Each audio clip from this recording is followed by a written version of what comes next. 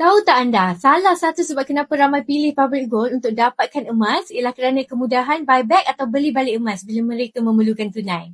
Ada orang sebenarnya nak adakan simpanan emas, tapi kerisauan mereka apabila nak jual emas. Adakah emas mereka senang untuk dijual? Dengan public gold, prosesnya sangat mudah. Anda boleh saja bawa gold bar atau dinar yang dibeli dari public gold ke mana-mana cawangan public gold. Public gold akan beli semula seperti harga yang telus tertera di website atau aplikasi public gold.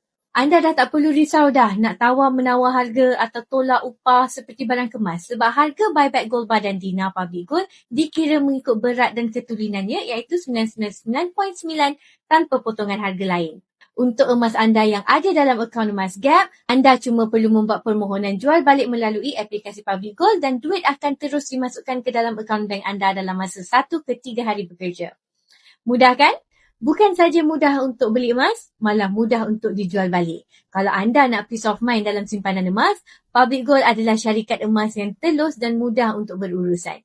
Bagi yang ingin mulakan simpanan emas anda serendah RM100, anda boleh isi borang biru di bawah dan saya akan bimbing anda dalam cara dan langkah terbaik dalam simpanan emas.